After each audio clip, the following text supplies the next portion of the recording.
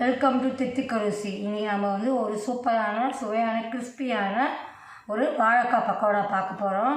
இது ரொம்ப நல்லா கிறிஸ்பியாக இருக்கும். இந்த பாருங்கள், மேலே கிறிஸ்பியாக உள்ள சாஃப்டாக இருக்கும், அவ்வளோ நல்லாயிருக்கும். இது வாழைக்காய் பண்ணது கூட உங்களுக்கு பசங்களுக்கு தெரியாது. வாழைக்காய் சாப்பிடாத பசங்க கூட நீங்கள் குழந்தைக்கு கொடுக்கலாம், அவ்வளோ நல்லாயிருக்கும். ஹெல்த்தியான ஸ்நாக்ஸு. இது ரெயின் சீசன் கூட இது கொடுக்கலாம்.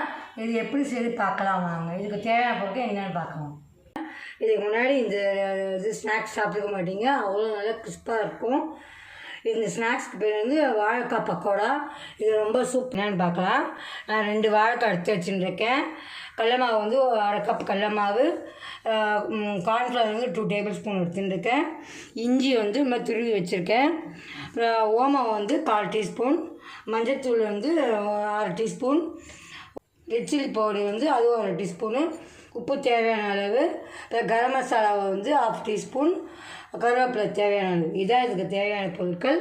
பொரிக்கிறதுக்கு எண்ணெய். இதான் இதுக்கு தேவையான பொருட்கள். எப்படி செய்து பார்க்கலாம்.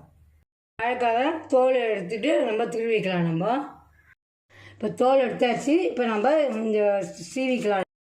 இந்த மாதிரி சீவிக்கோங்க. நல்லா பன்னீர் துருவாமல் எல்லாம் துருவி வச்சுக்கோங்க. இது நீங்கள் வேக வைக்கலாம் அவசியம் இல்லை, அப்படியே துருவிக்கலாம். இப்போ நம்ம இதில் வந்து கொஞ்சமாக இஞ்சி சேர்த்துக்கலாம். உங்களுக்கு இஞ்சி வேணாடோட பூண்டு போட்டுக்கலாம். இப்போ நான் இப்போ இஞ்சி சேர்த்துக்கிறேன். இப்போ வந்து மஞ்சள் பொடி சேர்த்துக்கிறேன்.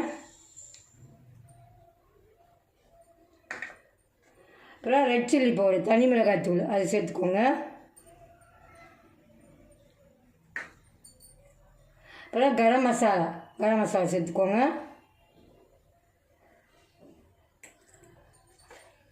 வந்து ஓமம் சேர்த்துக்கோங்க. ஓமம் வாசம் உங்களுக்கு பிடிக்கல, சீரகம் சேர்த்துக்கோங்க. அப்புறம் கடல மாவு, நான் வந்து 1/2 கப்பு கடல மாவு எடுத்துட்டுருக்கேன். அந்த கடல மாவு சேர்த்துக்கிறேன். அப்புறம் கார்ன்ஃப்ளவர், உங்களோட கார்ன்ஃப்ளவர் இல்லைன்னா அரிசி மாவு கூட சேர்த்துக்கலாம். இல்லை அரிசி மாவு சேர்த்துங்க.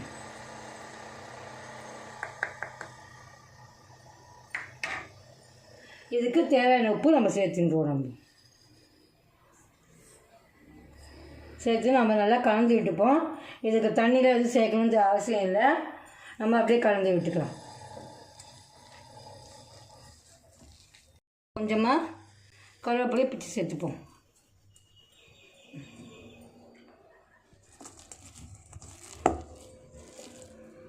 இப்போ நம்ம கொஞ்சமாக வந்து எண்ணெய் சேர்த்துக்கணும். இது நம்ம அந்த பக்கோடா பொரிக்கிறதுக்காக எண்ணெய் வச்சுருக்கோம் பாருங்க கடாயில், அதில் கொஞ்சமாக எண்ணெய் எடுத்து நம்ம சேர்த்துக்கலாம். கை பொறுக்கிற சூடு இருந்தால் நீங்கள் போட்டு நல்லா கலந்து விட்டுக்கோங்க. நீங்கள் இப்போ மாவெல்லாம் கலந்துட்டே இப்போ நான் வந்து எண்ணெயில் சேர்த்துக்கிறேன். பார்த்து சேர்த்துக்கோங்க. அப்படியே முடிஞ்சால் அவங்களாம் வடை மாதிரி தட்டு முடிஞ்சால் தட்டிக்கோங்க. இல்லை பக்கோடா மாதிரி கூட நம்ம அப்படியே போட்டு விட்டுலாம்.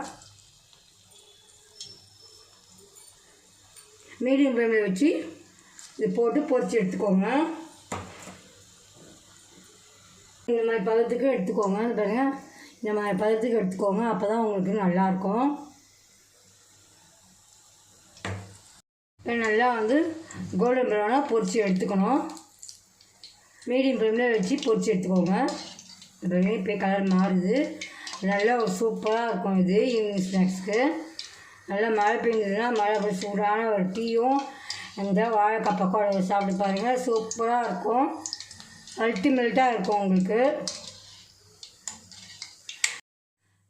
நல்லா வந்து செவக்க கோல்டன் ப்ரௌனாக எடுத்துக்கோங்க. இப்போ கோல்டன் ப்ரௌனாக எனக்கு ஆகிடுச்சு. அதை வாழைக்காய் பக்கோடா ரொம்ப ரெடி ஆகிடுது. நல்லா சூப்பராக இருக்குது. பாருங்கள், நல்லா கிறிஸ்பியாக இருக்குது. பாருங்கள், நல்லா கிறிஸ்பியாகவும் உள்ள சாஃப்டாகவும் இருக்குது. இது ரொம்ப நல்லாயிருக்கும். இந்த ரெய்னி சீசனுக்கு இதை நீங்கள் வீட்டில் சாப்பிட்லாம். உங்கள் குழந்தைங்க கூட வாழைக்காய் பிடிக்காத குழந்தைங்க கூட இது பண்ணி கொடுத்தா நல்லா லைக் பண்ணி சாப்பிடுவாங்க. இந்த வாழைக்காய் பக்கோடாவை உங்கள் அதை ட்ரை பண்ணி பாருங்கள். ட்ரை பண்ணி பார்த்துட்டு உங்களோட ஃபீட்பேக் சொல்லுங்கள். மறக்காத தித்திக்கருசிக்கு சப்ஸ்கிரைப் பண்ணுங்கள். பக்கத்தில் இருக்க பெல் ஐக்கான் ப்ரெஸ் பண்ணுங்கள். லைக் பண்ணுங்கள், ஷேர் பண்ணுங்கள், கமெண்ட் பண்ணுங்கள். தேங்க்யூ.